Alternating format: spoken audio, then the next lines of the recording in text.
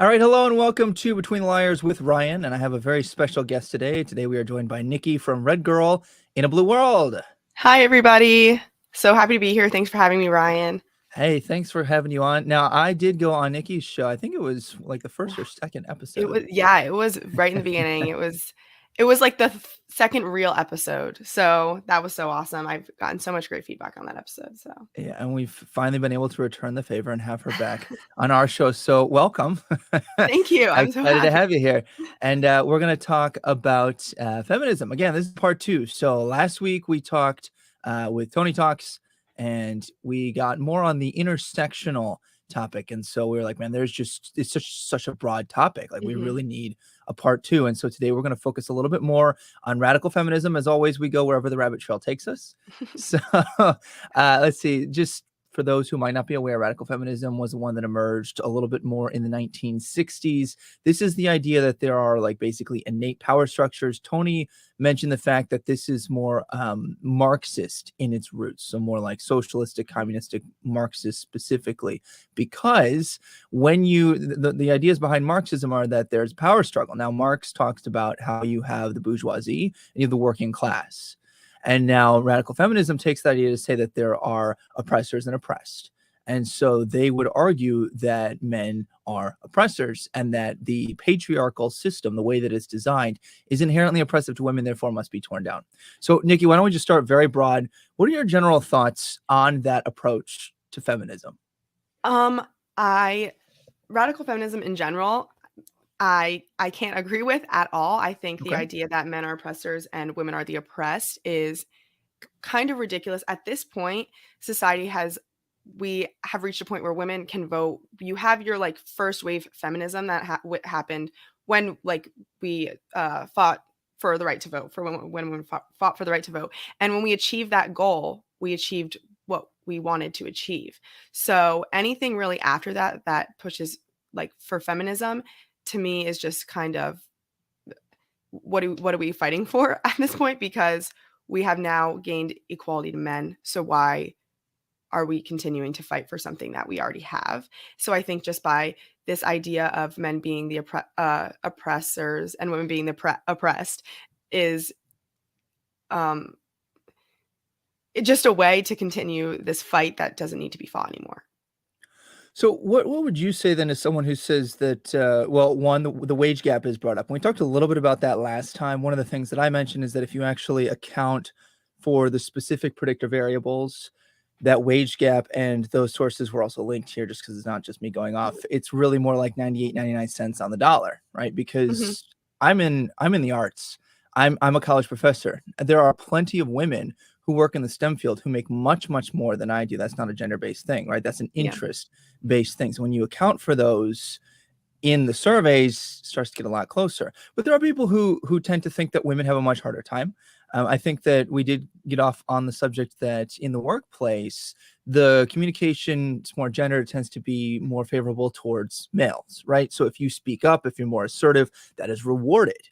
Women who are having to kind of almost speak a second language. Let's say if you are a female that doesn't come as naturally, or like me, right? Like being assertive is not something that necessarily comes naturally. I like to avoid conflict. I like to smooth things over. You're almost speaking a second language at that point. That is what they would call an obstacle. And they would say, that's why we need this. What would you say to that? So I think that there are a lot of like reasons for like things like wage gap. For me, I chose the profession of being a teacher.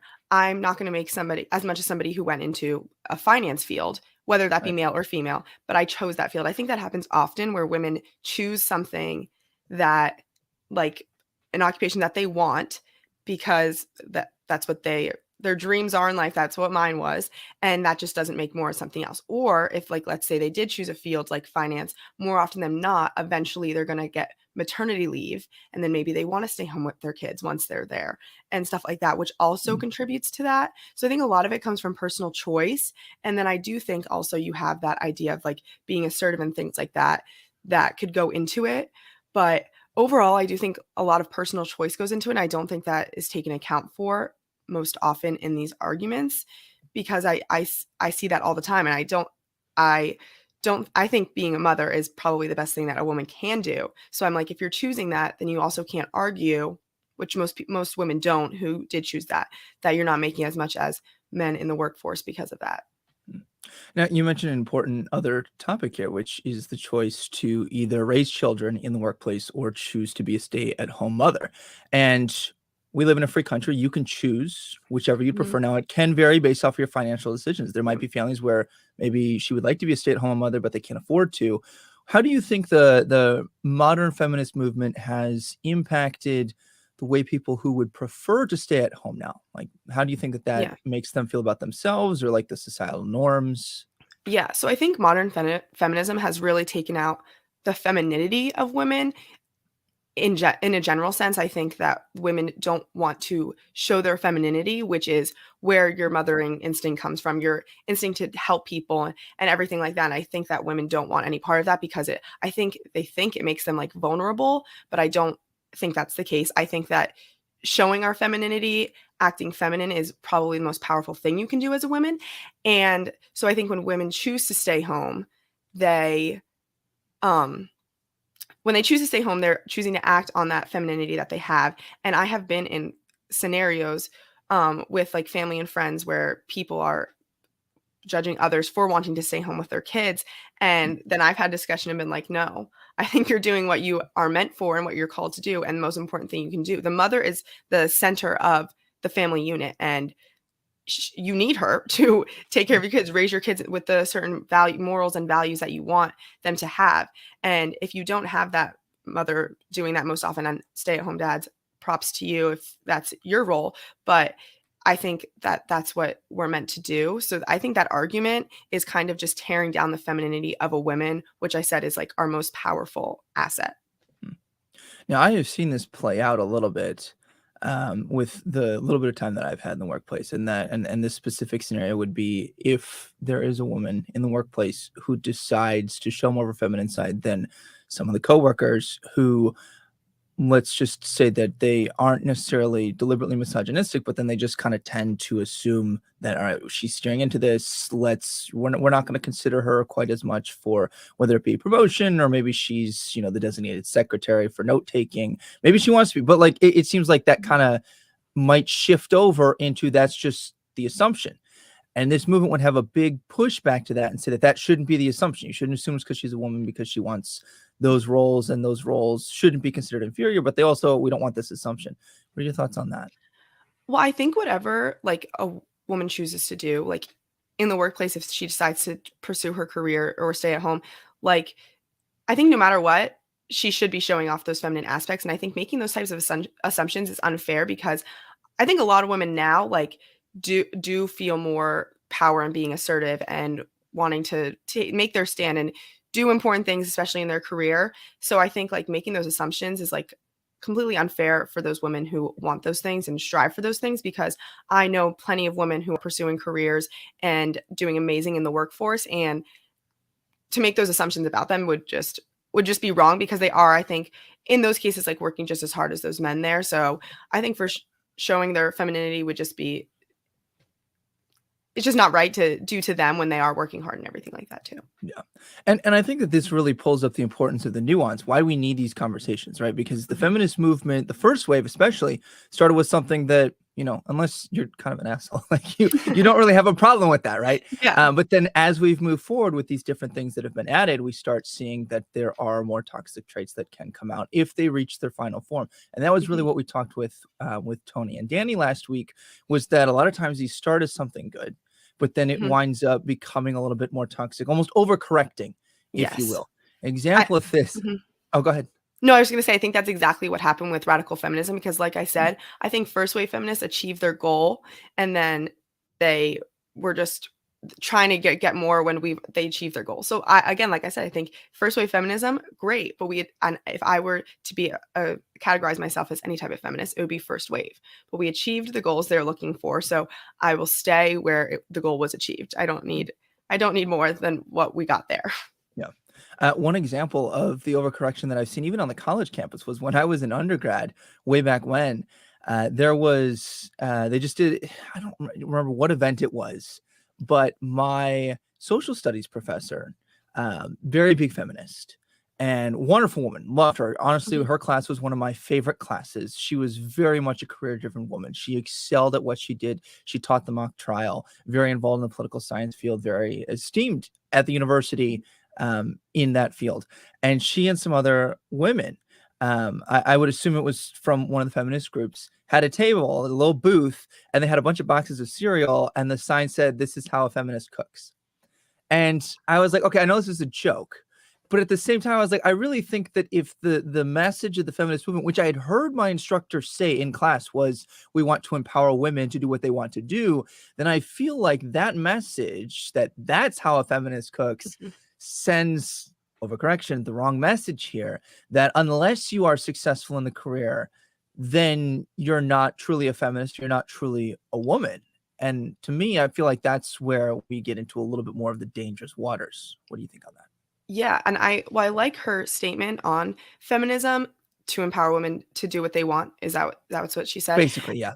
And I think that sometimes could be twisted, but for the most part, I agree with that statement. I think women should be able to do what they want. I think the issue comes in where women think they can't do that, or other people perceive women as saying like they're not able to get as far in their career, or no, they shouldn't stay at home and be a mom, even if that's either of those things is what they want to do. So I think that that statement is good, and we should just like stick with that statement, because when women think that I'm not whatever, I can't do this because I'm not getting paid as much as men, or when other people look at women and say, well, she's not going to be able to do that because she's a woman. I think that that's where like the misconceptions come in, because I do think, like we said, first wave feminism achieved what they needed to achieve, where like women can vote, economically in their jobs do the same thing as men technically. And there are some jobs obviously that are more like physical that I think women won't excel in as much as men, simply because we're built differently and just can't perform as well as men in those areas. But anything that's um like in the sciences or like in the finances, I don't, maybe there's probably other fields I just like can't think of right now. But like engineering, I think those like women can really do whatever they want and choose whatever they want. And I just think when you have all these other different sources saying, well, no, they can't do that because of this reason, or they shouldn't do that because of this, you then get all of these different communication and that type of thing where you're like, well, if women can't do this and they are subjected to the kitchen, I think that's just wrong too. So Yeah, well, so one of the importance, one of the points that you raised, I think, is really important, and another great thing to jump off of here is you were talking about how the women in the STEM field, and last week, one of the things that I pointed out when it comes to the issues with just saying the pay gap is just gendered as opposed to there are personal choices and other things is when and this was all in the source that I uploaded. I encourage you to look at it, check it out for yourself. yeah. Don't take my word for it, but women, when they go into the STEM field, tend to also more often than not go towards the areas in the STEM field that pay at the lower end of the STEM field. So for example, like petroleum engineering, it's going to be a little bit more dangerous, going to be a little bit more messy, a lot more blue collar, and that is dominated by men. It's also paying like close to 200,000 a year, right? I think it was something like 150, 200,000. It's very high end of the STEM spectrum. So not only do women more often than men tend to go into the arts, they also tend to go into the lower paying end of the fields. And that's fine. Mhm. Where I think the feminist critique might be valid, and I'm curious your thoughts on this, is the phrase the boys club, right? So because it's a male dominated field, women can be not just expected to kind of communicate with more of with the gendered language portions as a man, more assertive, etc., but can also be made more uncomfortable by the men. Not just the fact that there are more men than women, but the way that the men talk, the way that the men act in that field. What are your thoughts on that? How do you think that might affect women?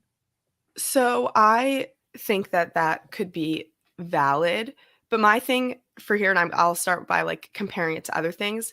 I think that no matter what you do, if you're going into something where you're, I guess you could say like the outcast in any, I feel like sort of career, you do kind of need to work like even harder to like make your stance and be like, no, I can do it. So instead of looking at it and be like, well, that's like the boys club and whatever, I'm not going to be able to fit in. I think you should work just double as hard as them, do like really excel in what you can do, and they can be like, wow, she's a woman and she's doing that, like that's impressive, like that's crazy. And then you're like blowing their minds while also excelling in your job and what you want to do. So I think kind of looking at that is kind of already you're kind of talking down to yourself and being like, well, I can't do it because there's this group of men and they're doing all of these things. Like, I think, and I think that really goes for anything, not just for women. If you're a man going into a field, I don't know.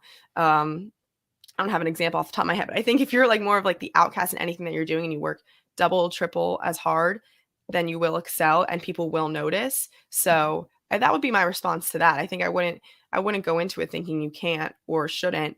I would go into it being like, well, I'm going to work twice as hard as these men and prevent them all wrong. One of my speech and debate students, when I was doing my master's at Murray State, she was one of my best debaters, and she was also going into engineering. I forget which specific facet of engineering, but it was kind of like OSHA, more like the oversight and like structural engineering portion, I believe it was. And she had mentioned to me at one of our meetings about how there was just like not uneducated, but like very insensitive men in a lot of her classes who did have a lot of those misogynistic tendencies towards her, and she would correct them. And I was like, I think that that's an important thing that might be overlooked with some of the approaches of the modern feminist movement. If you take the ideas, the Marxist ideas of the radical feminism of, well, we just need to tear down the system, right? That's the ultimate Pokemon evolution, if you will, of this movement, is tear it down, make it equal, but not just equal opportunity, equal outcome. There is, for a lot of people in that movement, I think, a very large entitlement portion, right? Versus this competitor, what she would do in that situation, she would stop and she would correct them. She would be very firm, very polite, but like she would expect that respect and didn't approach it as, oh, well, like, I expect you to give this to me, but like, look at what I'm doing. I'm excelling on the team. I should be treated as your equals. Literally, the only reason you're not treating me like this is because I'm a woman, right? And I think that her being in that field,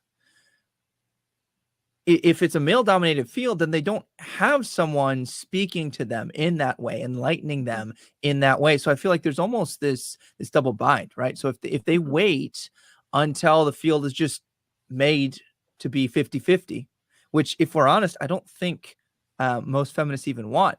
Because if they did want it truly 50-50, we would not start with, let's talk about the cushy jobs. Let's talk about the fact that men tend to dominate the blue collar fields and women aren't exactly flocking to those areas. You can certainly find women in those fields, but we're talking like construction, driving trucks, so like long haul trucking, the jobs that are not as glamorous and incredibly difficult, especially if you're trying to have a family, right? Like, I've known people who were long haul truckers. They're gone all the time. Can't really raise a family that way. So if you don't have a person in the family who can be home with the kids, and then at that point, you're still not getting the two-parent structure that most people think, I want to be with my family. So it can be very, very difficult for them to get into. And my issue here is just to point out, I don't think that we should be guilting women or forcing women to make it 50-50, because I think women should be able to go where they want to go. And they tend to go into the arts.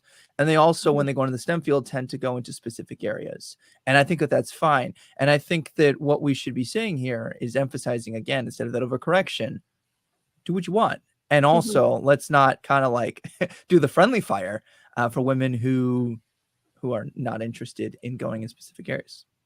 Yeah, I agree. And I think you mentioned an important point about the outcome versus opportunity, because I think that it is equal opportunity across the board. And I think, like, kind of like I said, like, you're already putting yourself down by thinking you wouldn't be able to do something because it's male dominated. But like you said, we don't talk about those fields that women really don't flock to. Yeah. And often, and it is in the arts, and well, everywhere it is, but when you see it in the arts, it is equal opportunity. And the arts is a field, I think, that you do need women to have it be what it is. And like many other things, but I think that it is important that, like, it is equal opportunity, and that's what we have. So like you said, we're so focused on the outcome, but that also, you get what you give. So if, like I said, if you're giving double, triple, you will see the results in your paycheck and everything like that too. So I I think it's just important to work hard. And I think that that's also a value as a society as a whole that we're like losing, the idea of like working hard and wanting to work hard because we just want like instant gratification, and that does not happen. So Yeah. Well, and this is a bit of a parallel rabbit trail here with the idea of the American dream. And I think that a lot of times people say, well, the American dream is dead. And I think that when more often than not, I find that when people say that, they forget what the American dream was. The American dream was not, like you were just talking about, instant gratification. It is, I have opportunity to make a better life for my family, and more specifically, 1, 2, 3 generations from now, right? Like I'm like a fourth generation immigrant from this country, from Scandinavian countries. My grandparents came over, Swedish, Norwegian, Denmark, like that. That's where my, if you can't tell by how pale I am, that's where my ancestry is from. They started their own business because there was the opportunity to do so. And they didn't see that growth in their lifetime. It went to the second generation. So my grandparents, right? Yeah. And I think that people, like you were saying, want that instant gratification. And that's fine. Like we live in a society, and we're going to get to this in a second, with social media, right? That's really shaped. And there's not necessarily anything inherently wrong with that. But I think that we really need to dissect, is the quote unquote inequality or inequity coming from, I don't want to say invalid, but like basically the wrong type or the wrong timeline on your expectations, right? Because it can't just be, I expect to be a manager. Like, no, like I had to go to school. Like I had, like you need Yeah. certain qualifications, and it doesn't mean, I don't know. I hate jumping on the boomer bandwagon of like, well, you have to pay your dues to be miserable, because I was miserable. But there is something to be said about that too. Like you have to, like you were saying, you're exactly correct.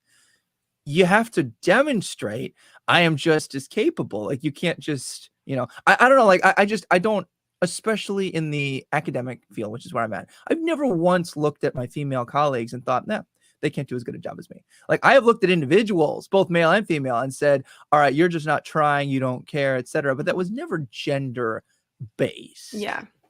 Yeah. And often I feel like thoughts like that like aren't. I feel like we see people all the time where like you probably like could try harder and get the results that you want to see. And again, like I said, I think that goes for like all aspects of life. You see people who are like male and female, oh, I just want to lose weight. I don't know what to do. I don't know what to do. And it's like, just start small and start like making little changes and start trying. And then you'll eventually see the results you want to see. I see it all the time. It's like 2 weeks till like you notice it, like 4 weeks till your friends see it, 8 weeks till like everybody notices. Right. And I just feel like once you find a place to start and like work hard, like you'll see the changes. Yeah. No, I think you're exactly correct. And again, all of this, like I said last week, all of this can be true. Two things can be true at once. This can be true, and there can also be individual acts of racism, sexism, etc., homophobia that prevent people from advancing. This is not to deny the individual experiences of women who have had a less competent coworker advanced over them. They've been passed over, because I've seen this happen. I've had friends that this has happened to. And that is a problem with the manager. And the issue with like the systemic issue at that point is for good reason, right? We don't want just frivolous accusations crippling someone's career.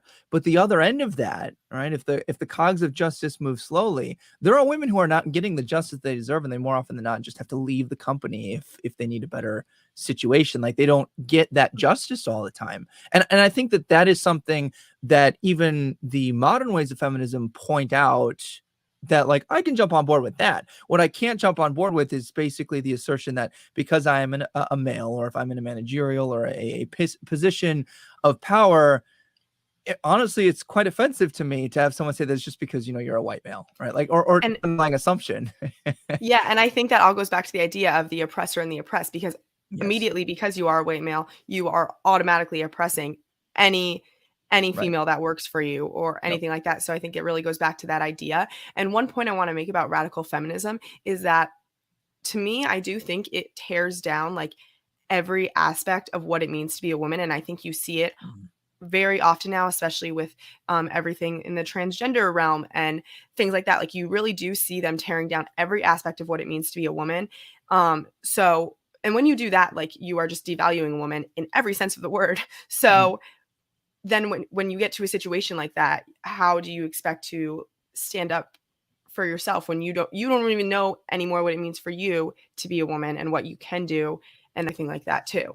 So that's just a point I want to make, because I think like radical feminism, like you said, is kind of going backward and taking steps backward. And I think that's one of them, that people aren't recognizing the importance and the qualities of a woman and why it's so important to society, most important because like of the family unit and everything like that. But just in general, like for you to feel empowered, I think that true empowerment comes from embracing your femininity. One thing that I've found is very easy to do, and this is also true of the feminist movement, is it's very easy to point out issues in the status quo. And whether we're talking about socialism, communism, whatever, I think that one caution that I was given at one point, and I really liked this, was do not.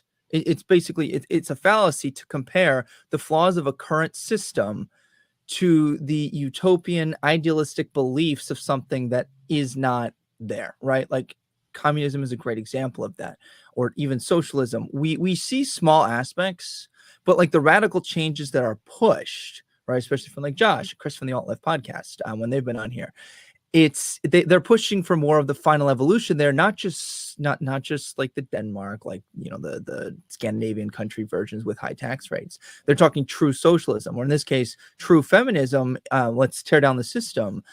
You're comparing flaws which are valid and we need to go after and we need to fix to a utopian society that doesn't exist, and that can create a false comparison, I think. So like it's also very easy as a podcaster, as a commentator, to sit back and say, I don't like this member of Congress or that policy. It's like, and that's valid, we can do that. What's a lot harder is to say, here's the change I'd propose. So like if and this is not to put you on the spot, I'm just thinking like just broader conversation at large.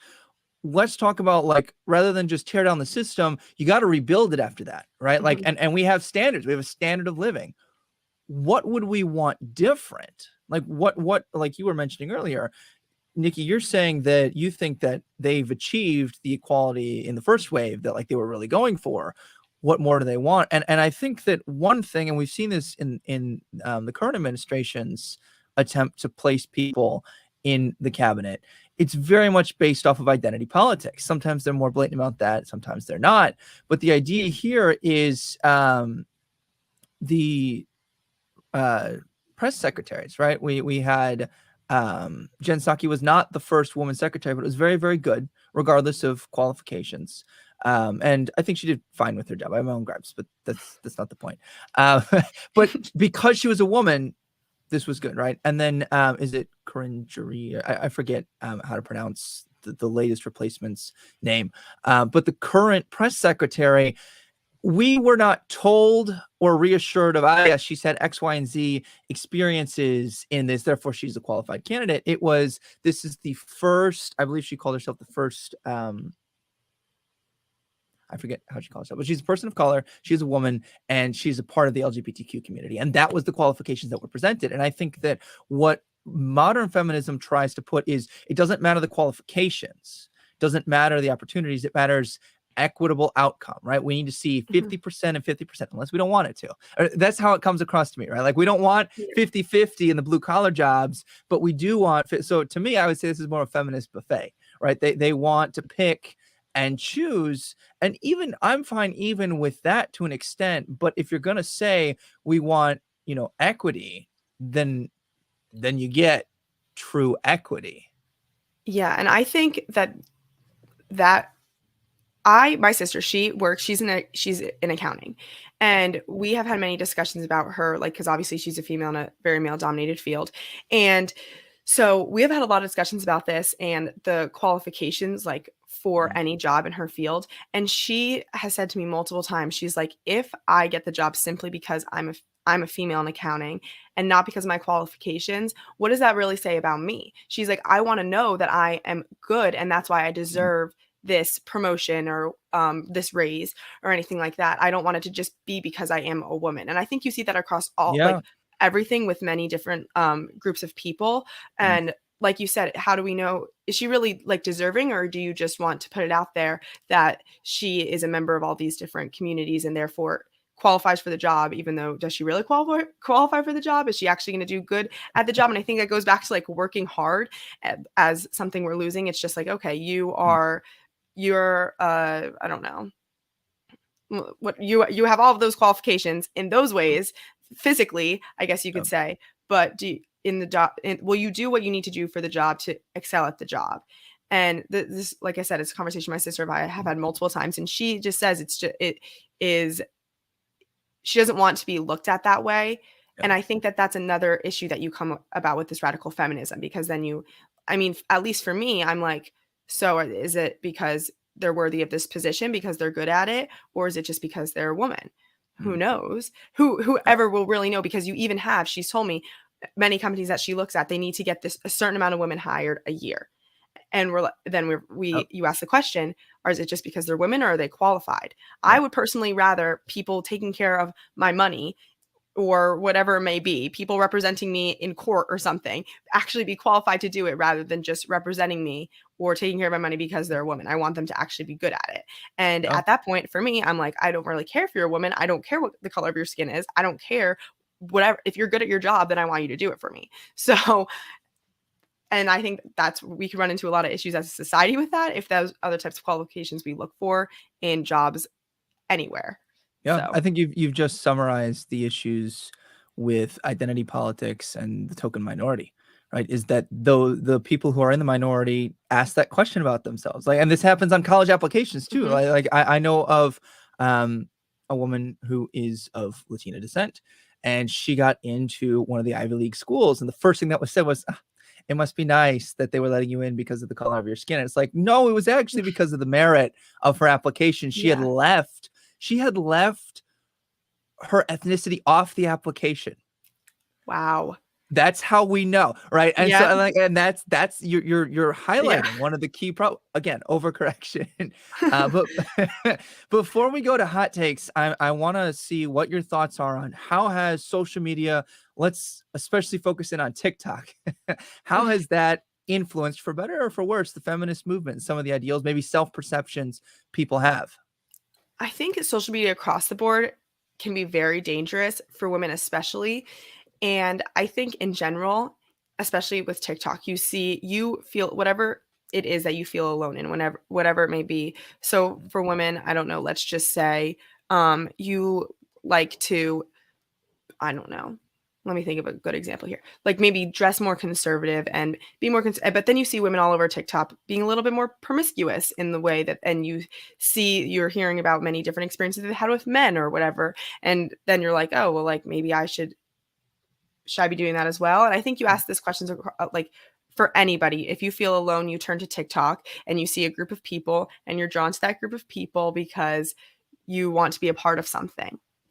And I think TikTok is really dangerous in that way, because it is based off what you scroll on, what you like. So you will come across things more often than not. If you're liking things of a certain group, you'll come across things that you want to see, that they know you want to see, because that's just how the algorithm works.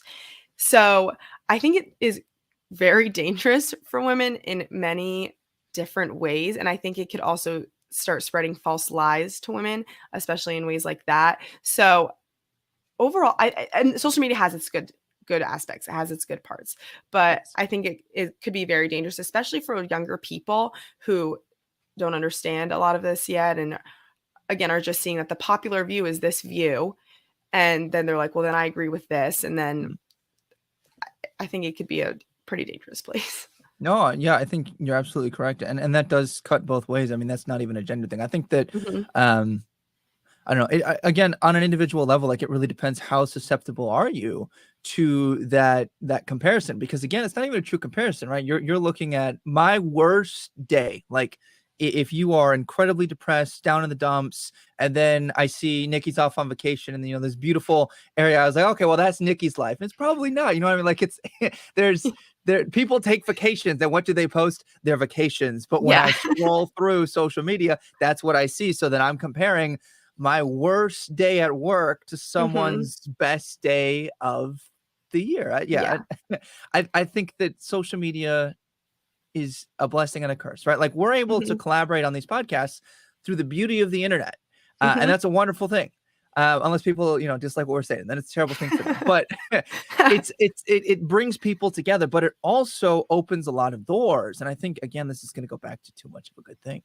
right? Mhm. If I, I mean, whether it's just you waste too much time on social media, you just doom scroll, or whether you are coming across things that are just affecting your perspective on life, Mhm. it And it has the potential to be pretty damaging.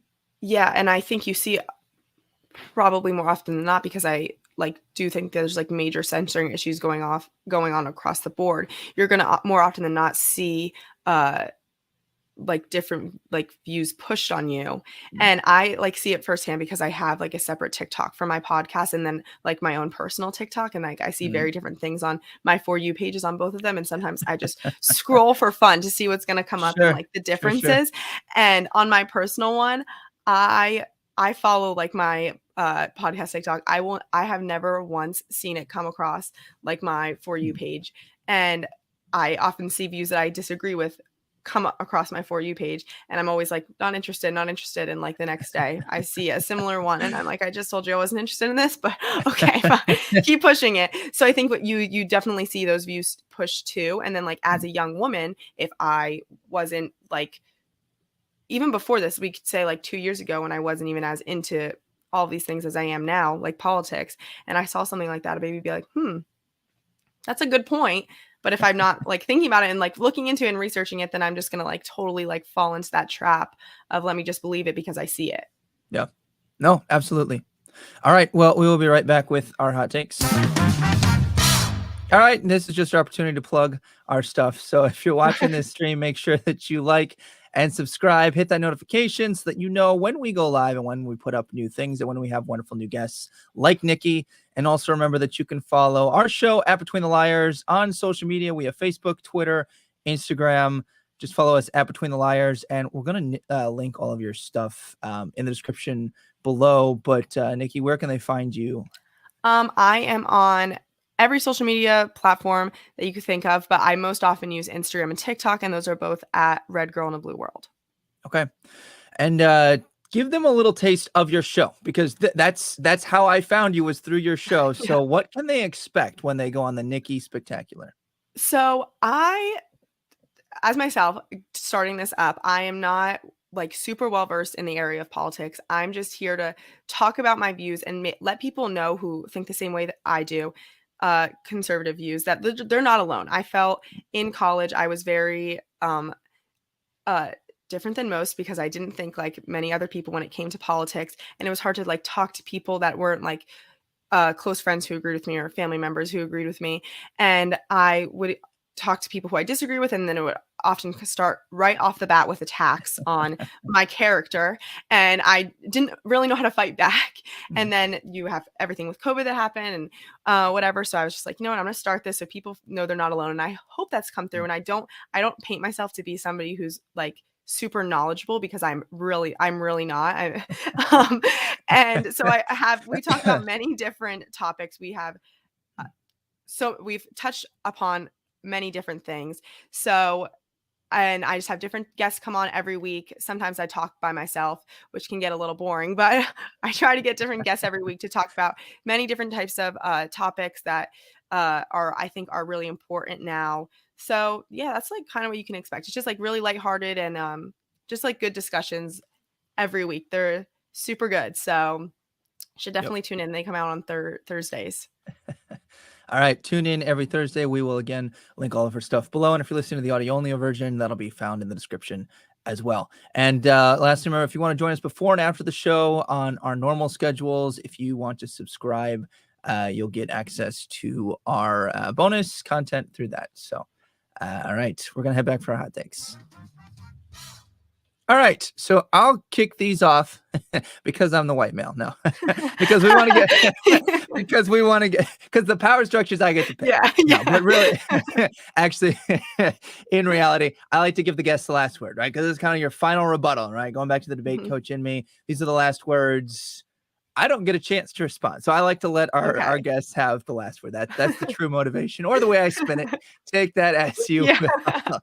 Okay, so a couple for me. Number one, I think that the systemic blame that is at the core heart of the radical feminist movement winds up leading into a victim mentality in many instances. I think there's fair criticisms that are there, but I think that really it tends to treat it tends to have women believe that it's the system and not specific things they can control. And I touched on this last week, but one thing I really want to emphasize is just generally speaking, the studies that have been done, women tend to take the first offer on a salary and they tend to negotiate less than men. There are men who do the same thing, but that does account for part of the pay gap. If you think, well, they're lowballing me because I'm a woman and not because that's what they do, then you're not going to learn the skills that will actually help you in that situation. And I think that what we need is to look for, now that I think that the feminist movement has done its job of exposing the issues.